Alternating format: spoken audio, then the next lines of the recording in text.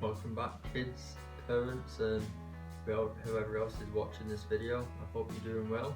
It's good to see you. So last week we ended with two questions, which were what happened after Jesus rose from the dead, and how did this impact people? Stay tuned as we answer these questions. People, yourself included, probably know the Easter story.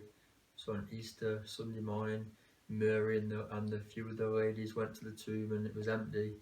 But then Jesus came to them and said, "Go and tell the disciples I'm alive." So they ran and told the disciples. However, then the story just ends there. However, it doesn't end in the Bible.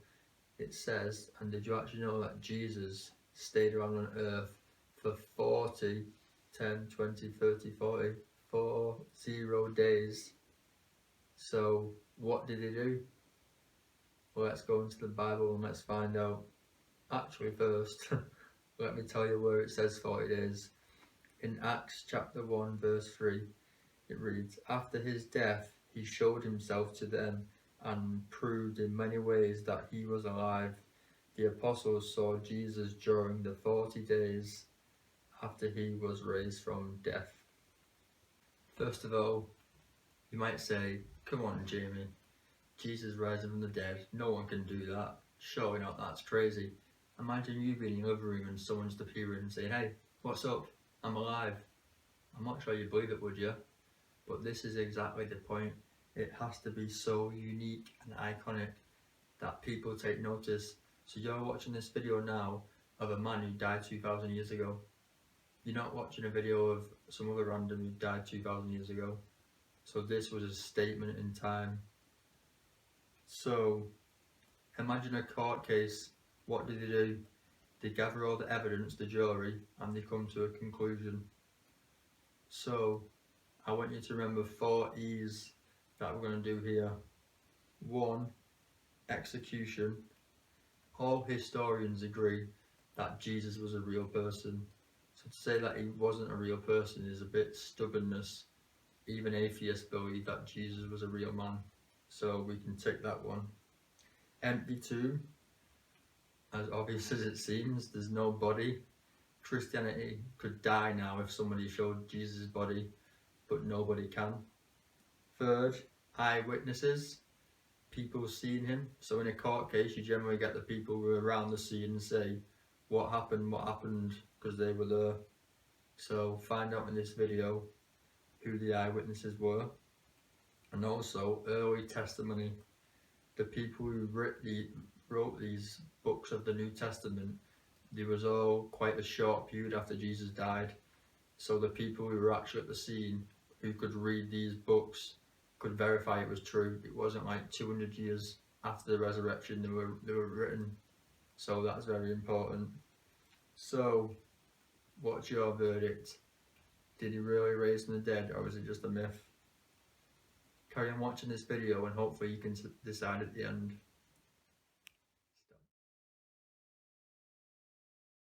We'll go to the Easter morning, Sunday morning. So we all know that Mary in John chapter 20 met Jesus, and she ran to tell the disciples that she had seen Jesus. When she found them, they were hiding for fear of the Jews. That's in John chapter 20:19. So they're hiding for fear. Why? Well, first of all, the leader had just been murdered. So if they murdered Jesus, surely they might come after them also because they were followers of Jesus. When Jesus was arrested, they actually scattered and ran because they were scared. There was also rumours that they actually stole the body. So if the Jewish people are going to be looking for them now, they try and probably kill them or ask them questions. So that's why they were hiding, because their leader had died. So they were scared. So how did the disciples react when Mary told them that Jesus had risen from the dead and that she saw him? They were joyous, right? And they celebrated. Yes! Let's see what the Bible says. In Mark chapter 16 verse 11, "And when they heard that he was alive and had been seen by her, they did not believe." What? Also in another gospel, Luke chapter 24 verse 11, he said, but they did not believe the woman. It sounded like nonsense. So she said, I seen Jesus. They were like, whatever, we don't believe you. So that's pretty strong. Next we go to the afternoon of Easter, and this is something called where Jesus met two disciples, not disciples, they were followers of Jesus, where they were going from Jerusalem to Emmaus. This is in Luke chapter 24. So I'm just going to paraphrase a bit because it's a long chapter. So the two people were walking away sad, away from Jerusalem after the crucifixion, and Jesus came near and began walking with them. It says in chapter 16, verse 16, they did not recognize him. So the two people were walking down the road and Jesus pops by for a conversation and they didn't recognize him. So you might say, why? So a few things that may answer that is, maybe they didn't expect to see him. They just watched him die, so in their mind it's unlikely they would see him again. Maybe they were too upset to notice who it was. Maybe they were crying and looking down and they didn't look up properly. Or maybe God didn't allow them to recognize him yet. So there's a few possibilities. We're not sure which is true. So next, verse 17. Jesus said, what kind of conversation is this that you have with one another as you walk and are sad? So they're obviously sad. 18 to 24, they replied, they killed the man who they hoped would redeem Israel to rescue them from the enemies. So I'll paraphrase it. They basically hoped that this Jesus man would come and would free them from the Romans, because the Romans were the kings around that time, if you like it, and they ran Israel. So they were hoping this Jesus man would come and would get rid of all, and then they could live in freedom. But they didn't understand why Jesus come, really. So Jesus told them that he had to die. And then he reread all the Old Testament and all the old stories about why and how the Messiah would come to the earth. So at this point it's getting late, 7 miles I think it is from Jerusalem to Emmaus. He asked Jesus, did they want to come and stay with him? So he agreed. And in verse 30 it says, Jesus sat down with them and took some bread. He gave thanks for the food and divided it. Then their eyes were opened and they knew him, and he vanished from their sight. So some pretty mad stuff there.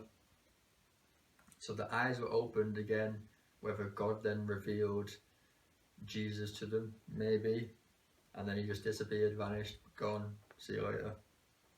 So what did they do? Verse 33, immediately they returned to Jerusalem and told the disciples they had seen the risen Jesus. How did they react? Again, Mary told them. How did they react this time? They were joyous, right? Celebrated? Yes! Mark 16:13, but they did not believe them either.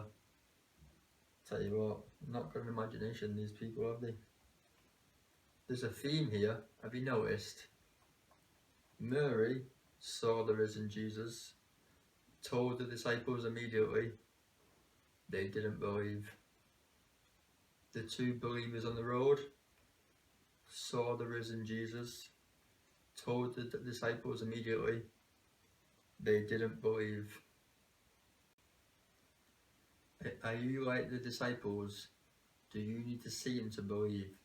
Do you need to touch him and feel him and make sure he's real? Or can you read a Bible and put your faith and trust and just believe by reading? Just a thought, keep that in mind. Now, again, we're still on Easter Sunday, they're still eating Easter eggs. We're on Easter night now.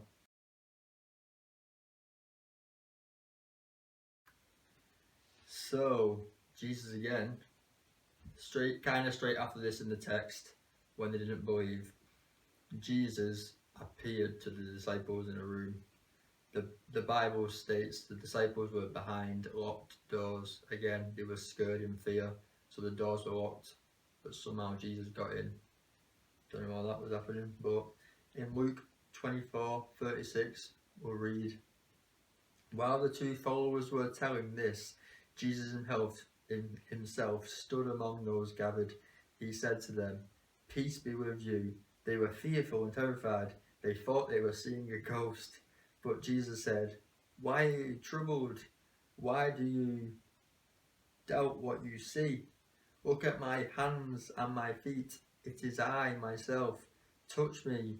You can see that I have a living body. A ghost does not have a body like this."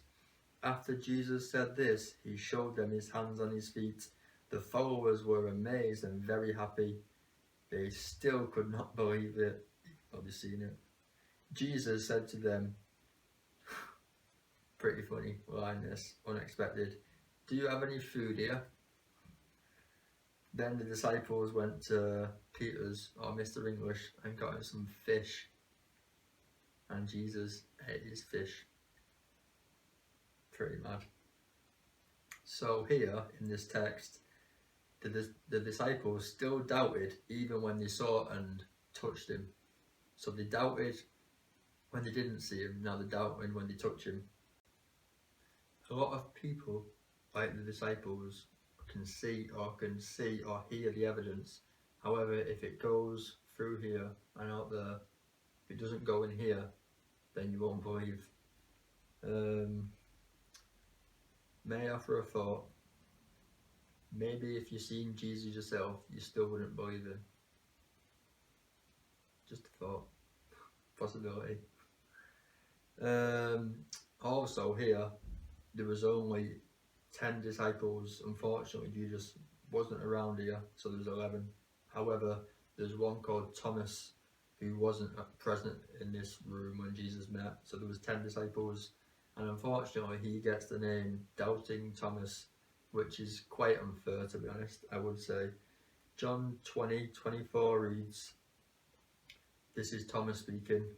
So Jesus left, Thomas came back to the disciples, and they told him, and he said, "Unless I see his hands, the prints of the nails, and put my finger into the print of the nails, and put my hand into his side, I will not believe." So again, is that you? Do you need to feel him to believe him? So this theme continues. We have another person called Thomas. Now the disciples have seen him. Thomas has come back. They've told him, and Thomas doesn't believe. It's happened again. 3 times that's happened. Just pretend you're Thomas for the time being. He was out shopping, doing whatever he was doing. Jesus met the 10 disciples, disappeared. Thomas came back. They were all like, "We've seen him." And he's like, "I don't believe it." I mean, would you believe? I don't blame him for doubting personally. I think it's unfair calling him Doubting Thomas. He probably had better characteristics about him than just a doubter. But unfortunately, that's what he gets mentioned as in the Bible. So